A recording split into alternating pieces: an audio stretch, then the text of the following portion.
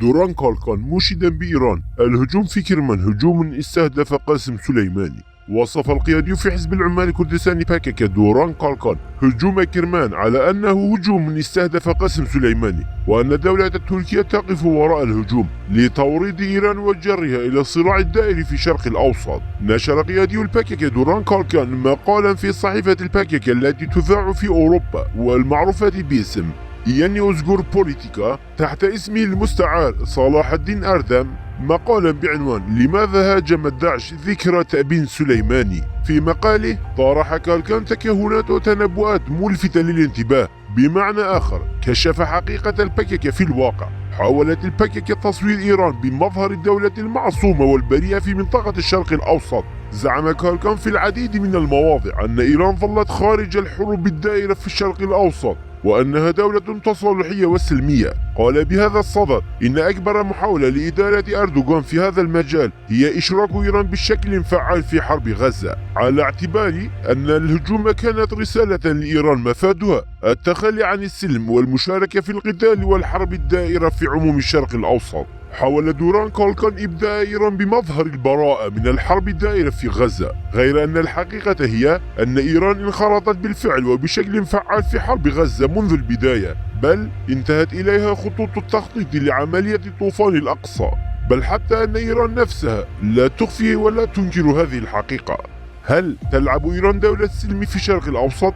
بشكل عام حاول دوران كولكان من خلال مقاله تصوير إيران كقوة متعاونة في المنطقة لم تنخرط في الحرب، لكن بالتزامن مع الربيع العربي الذي بدأ في الشرق الأوسط عام 11. شاركت إيران في هذا الصراع عن طريق الميليشيات المسلحة من العراق إلى سوريا، ومن لبنان مرورا باليمن ووصولا إلى أفغانستان. سفكت الدماء ودمرت عشرات المدن، تدخلت في إدارة هذه الدول، أزهقت أرواح الآلاف، وما زالت إيران لاعبا أساسيا يلعب دور الريادة في الحرب المدمرة والتي عصفت بمنطقة الشرق الأوسط. خلال المقال اتهم كولكان الدولة التركية بالوقوف وراء الهجوم في كرمان، وزعم أن تركيا هي من أمرت داعش بالهجوم، وأشار بشكل مباشر إلى تورط وزير الخارجية التركي هاكان فيدان. كما أصدرت كاتشكا بيانا بعد الهجوم على كرمان اتهم تركيا بالوقوف وراءه كذلك، وأن تركيا تدير تنظيم داعش أيضا. لكن كما هو معلوم داعش كيان متعدد الجنسيات تدار أجنحته المختلفة من خلال كيانات مختلفة، تدير الدول العربية وروسيا وإيران بعض هذه الأجنحة، وأن إيران استفادت بشكل كبير من هجمات داعش على المنطقة. فإيران شنت حربا خارج أراضيها وغطت المنطقة كلها وغمرتها بالدماء، وأن الشخص الذي سفك أكبر قدر من الدماء في هذه الحرب هو قاسم سليماني بلا منازع. قال كولكان يريدون إشراك إيران في الجبهة المعادية المناهضة للكرد، حيث زعم خلال المقال أن تركيا تريد جر إيران إلى خضم الجبهة المعادية للكرد. فقال السبب وراء قيام صحافة أكابا بربط هجوم داعش في كرمان بإسرائيل هو في الأساس عقلية وسياسة العداء للكرد، وبهذا يكون الهدف هو وضع إيران في حالة حرب مع إسرائيل وتشكيل تحالفات جديدة مع إيران ضد حزب العمال الكردستاني باكك. وفي ختام مقاله قال كولكان لا نعرف ماذا ستقول الإدارة الإيرانية لهذه الرسائل، وما إذا كانت ستقول نعم أو لا لرئاسة أكابا ومهبا بصدد الانضمام للجبهة المناهضة للكرد. وسنسمع هذه الإجابة قريبا. عندما ينظر المرء إلى تصريحات الباكك وكولكان يتصور أن إيران لا تنتهج أي سياسة مناهضة معادية تجاه الكرد وكردستان، لكن الحقيقة على النقيض تماما. فإيران لا تسمح للكرد بأن يحكموا أنفسهم في الشرق الأوسط وأن يصبحوا كيانا وقوة ويحظوا بحقوقهم الثقافية والسياسية. فإيران لديها من الأجندات المعادية للكرد بقدر تركيا، وتمتلك برنامجا معاديا صارما تجاه كيان إقليم كردستان.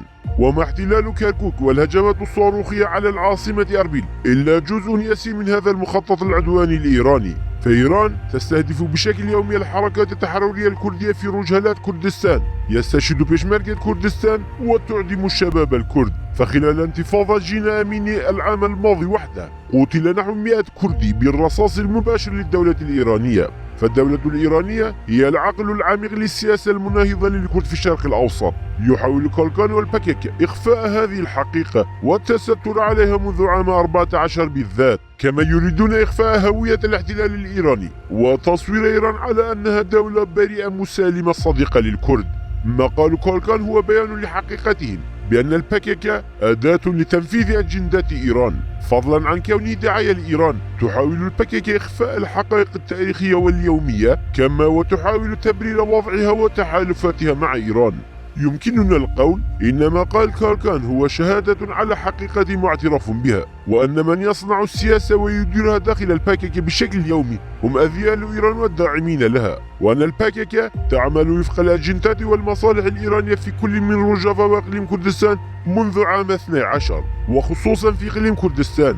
فالباكيكا تنتهج سياسة معادية للإقليم، ووظفت كوادرها وشباب الكرد اليزيديين في صفوف ميليشيات الحشد الشعبي وتستخدمهم ضد الإقليم. وعلى الرغم من أن إيران تستهدف جميع الحركات الكردية في رجهلات كردستان، إلا أن الكيانات التابعة للباكيكا وأجنحتها هناك كباجكا، كودار، يركا باتت بمنع عن هذا الاستهداف والهجمات. باتت مستاءة من تمركز وتواجد قوات رجهلات كردستان كبادكا إيران وكومالا وباك على أراضي إقليم كردستان، لكنها تغض الطرف عن تمركز الكيانات التابعة للباكيكا على حدود أسوس وقنديل وبنجاوين بمحاذاة معسكرات الحرس الثوري الإيراني، والتي أقامت نقاط جمركية وتفرض الإتاوات على العتالين الكرد. يستنتج من فحوى مقال كولكان ما يلي: قادة الباكيكا أمثال جميل بايك ومصطفى قارس ودوران كولكان يعيشون على فتات إيران وفرصها ويتمتعون بالحماية الإيرانية، وأن الباكيكا تتمتع بحماية إيران،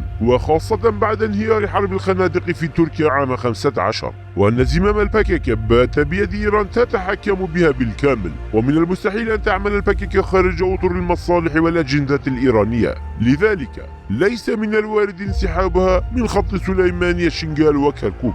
عليه فالمفاوضات بين الباكيكا ودولة تركيا واستئناف عملية سلام وحل ثانية على غرار تلك التي جرت عام 12 لن تكون محل قبول طهران على الإطلاق. والحقيقة هي أن موقف كاجكا وكولكان المشيد بإيران ومهاجمة دولة تركيا خلال تصريحاتهم وخطاباتهم هو إيصال رسالة لإيران مفادها أنه لم تعد لنا علاقة بدولة تركيا. وسيوضح المستقبل أكثر أن الباكيكا قوة شبه عسكرية موالية لإيران. فيا ترى كيف يمكن للباكيكا المرتبطة بإيران لهذا الحد أن تمثل الكرد في رجهلات كردستان؟